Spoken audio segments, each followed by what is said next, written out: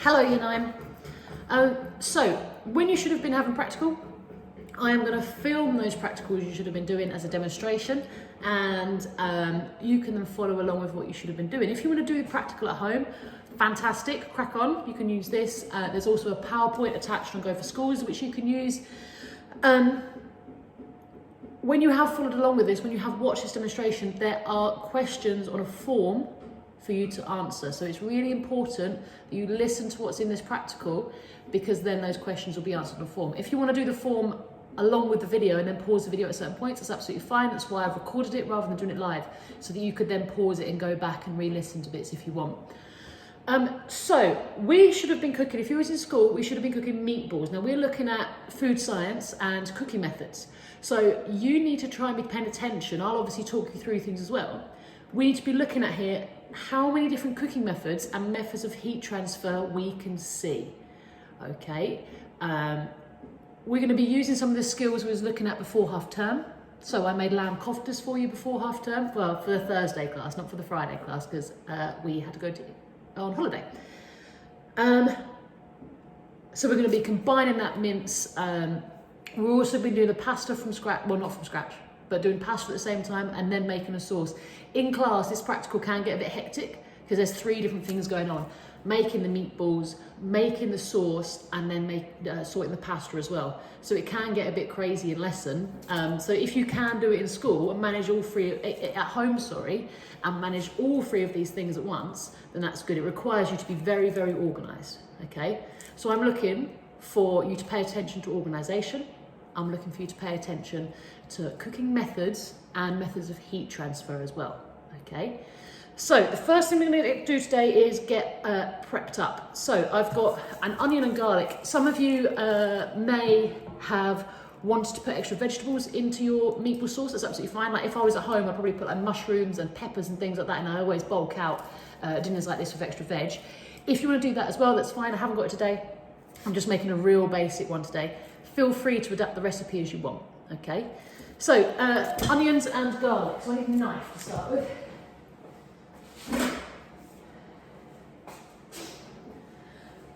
Okay, let's do the garlic first, so that I don't have to cry all over from the onion while I'm doing the garlic. So, in terms of cloves of garlic, I think I said 2 for you, 2 to 3, however many you want to use is fine. Okay, garlic, if you can't remember, I know some of you haven't done food for a while now, which is why I think it'd be really important if you guys did this at home if you can. With your knife, don't peel your garlic clove just yet. With your knife, pull it flat on the board, use the heel of your hand and push. You'll hear that crunch of that garlic underneath. What you can then do is peel off that purple skin.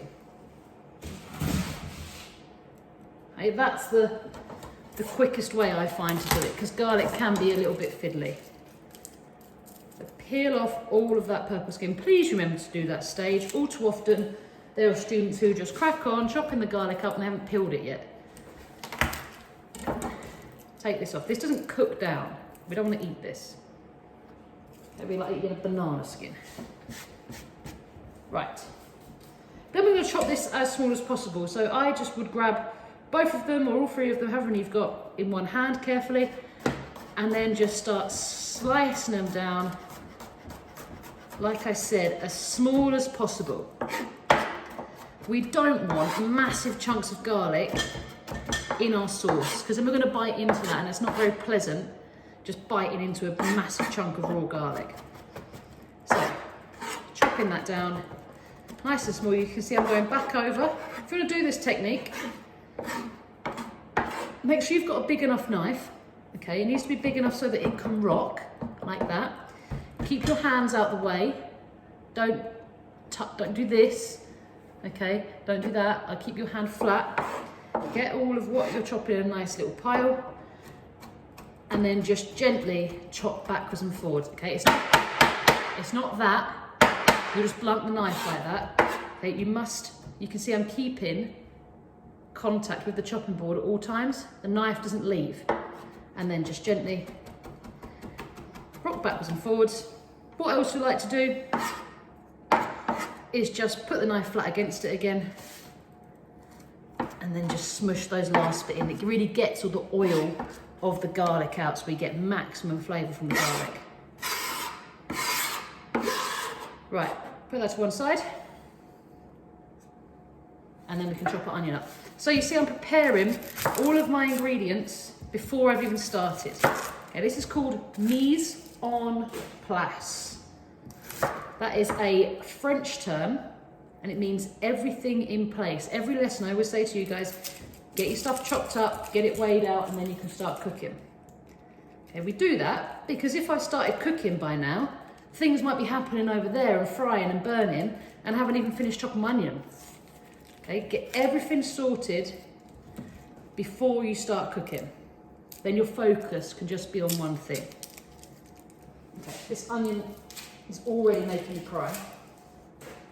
So, to chop our onion, I know some of you again probably haven't done that for a while. You see I took both ends off, I then stood it on its head, chopped it in half, and then I've peeled it. That's the easiest way to peel it.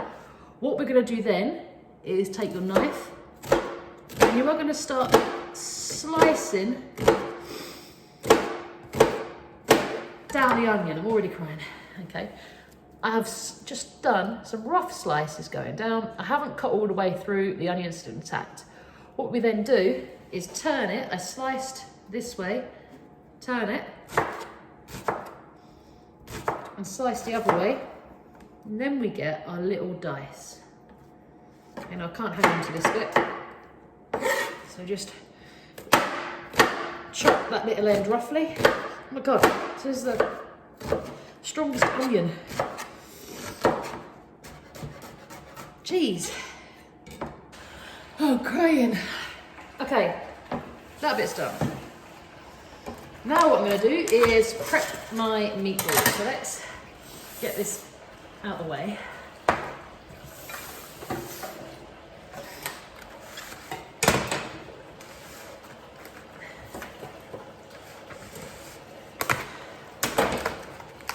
Okay, so with your meatballs, we are using beef mince. Okay, that can just go straight in. Sometimes, not with this packet, sometimes a little bit of paper just underneath, which when you dump it in like I've just done, it ends up on the meat. Just make sure you peel that bit of paper off if it's there. Rubbish straight in the bin. And then we're going to season this now. So I've got some Italian herbs here. So I've got some oregano. Okay, I'm not measuring that. If you have some basil, I put some basil in there. I've also got some salt.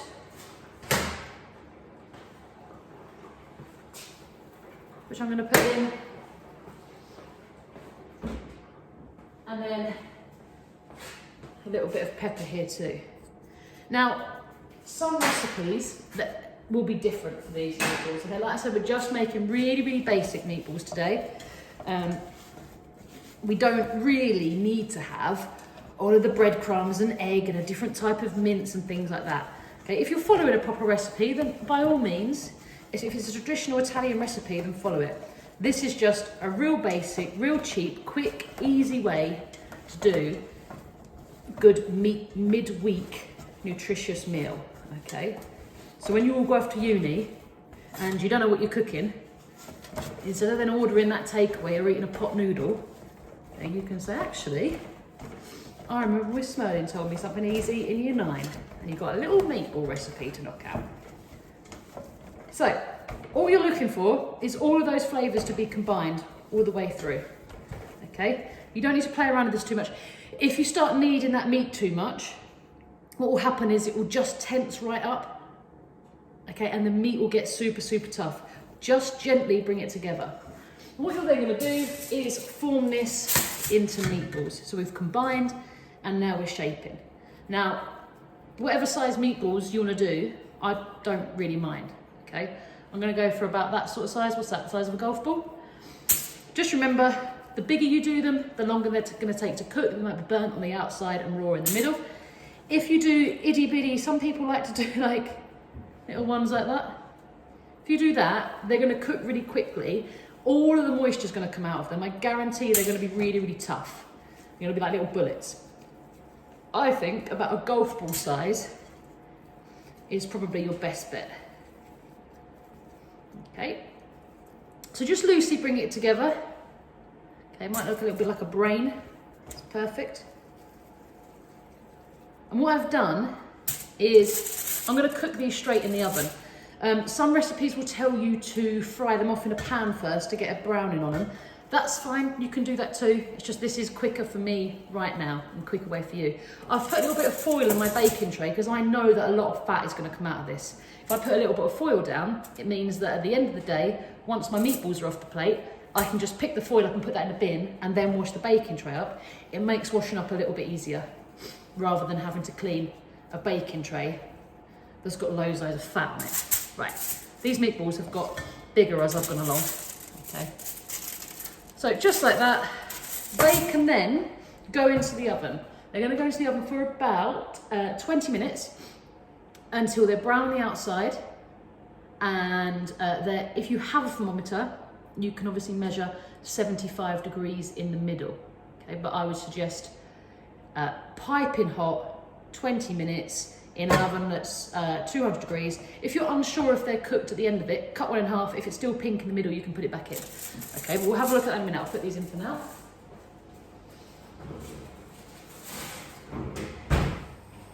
Okay, so moved you around so that you get a better view of what I'm actually cooking on the hob. So I've got some water that is just coming to the boil there. I'm also going to start cooking my sauce. So I've got a frying pan. I'll let my oil heat up for a little bit.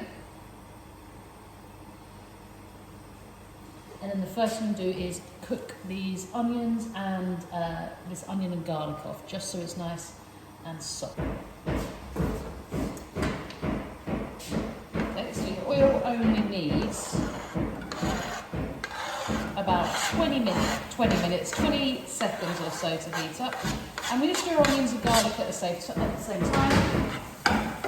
And we're just going to carefully start heating these up. Now it's really important that you keep the heat low. Okay, you do not want this heat to get too high and then burn the onions and garlic so that then it ruins the entire sauce. Okay, you just want to gently saute these off. So let's start thinking about the heat transfer. Okay, I have conduction happening in here, in this frying pan. The heat is coming from the source of the heat, the flame, directly touching the frying pan, which is then directly touching the food. So we have conduction happening. I will also, in here, have convection happening, okay, where you've got the heat. The food will not directly touch the source of the heat, but it will be in water, which is heating up, forming a convection current, which will then cook the food. My meatballs are in the oven. Okay, another form of convection. So I've got conduction and two convection. I'm just going to put a bit more oil in here.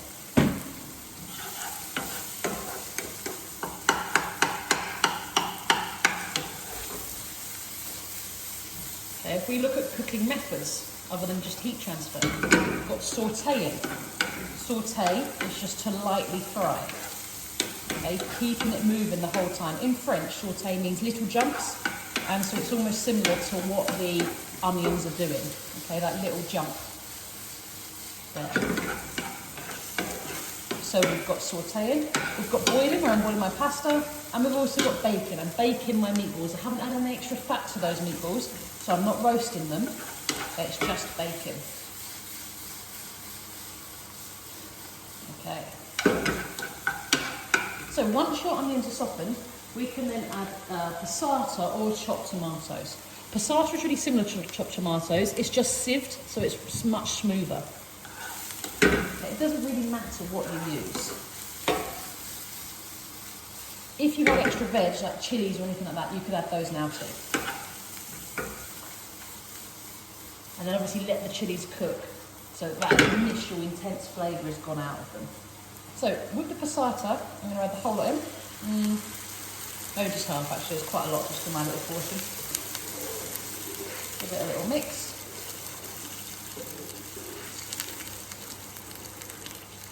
Oh, no, we might as well go the rest.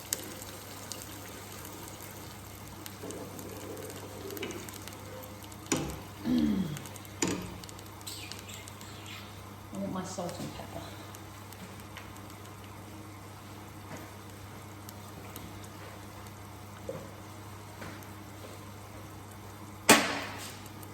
A little bit of salt, a little bit of pepper. We'll also put some more dried oregano in here too. Again, dried basil, anything like that will be good here. So this sauce now needs to heat up. Okay, it's quite runny and not exactly the best texture. What's going to happen is, oh no, that's got everywhere. This is going to thicken. Okay, now we've looked at sauce thickening methods before. We've looked at gelatinization when we cooked macaroni cheese. That is one method of thickening the sauce. This method of thickening the sauce is called reducing. So at the moment, there's a lot of liquid in here. Okay, and inside that passata is also a lot of water. As we cook this, that water is evaporating. When the water evaporates, it leaves behind the flavours of the tomatoes, okay, thickening that sauce up because the water is left. So we want to reduce this until we're happy with the thickness. I'm just going to use the same spoon just to take the pasta. The heat is very high.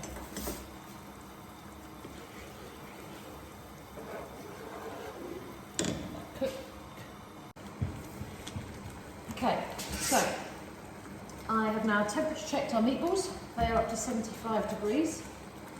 Okay, and what I'm going to do is I'm just going to put these in the sauce, which has been simmering now for about 5 to 10 minutes. I'm going to put them in the sauce just to finish off.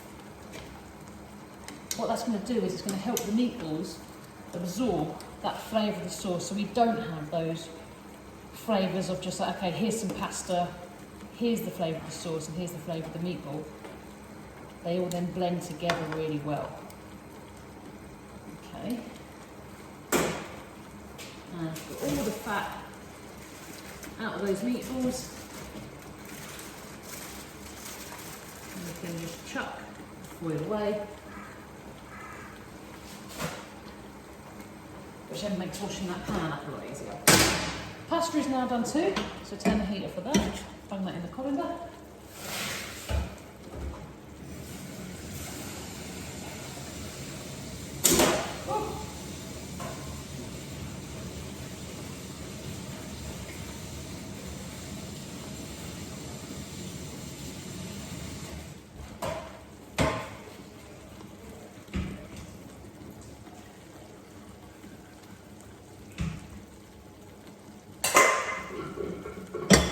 Make sure you've rinsed your pasta.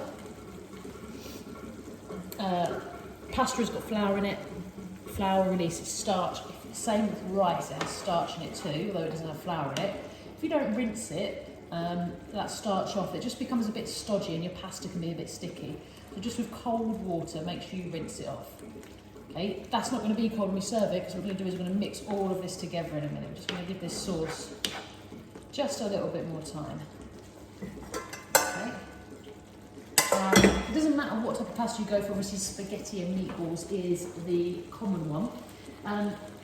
If you don't use spaghetti, I'll just use anything you've got. Penne, anything that holds a sauce quite well. So like, I've got little shells here. And the reason for different types of pasta is that they do different things. Okay, and you can see that these little shells are great because all of that tomato sauce is going to get all caught in there and have a real flavour explosion. Oh, flavour explosion. What a chefy way to say things.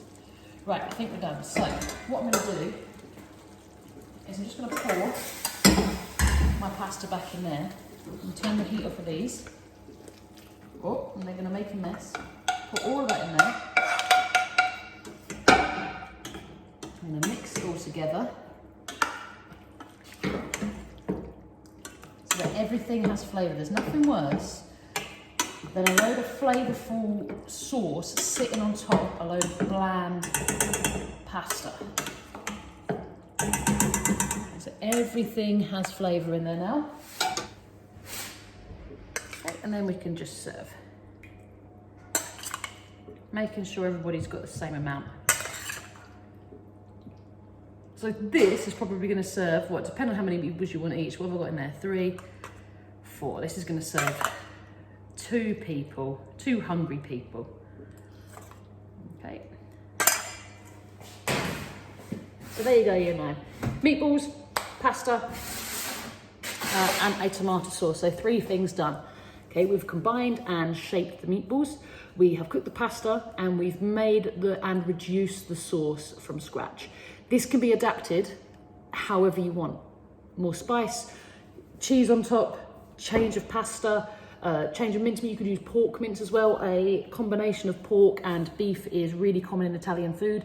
You can take out the onions if you don't like them. You can put extra bits in, okay? So really easy, simple, quick dish, but that shows lots of different cooking methods and lots of different skills, okay? Make sure you complete that form, please. If you cook this, let me know. Send a little photo through, and I'll speak to you all again very soon. Bye.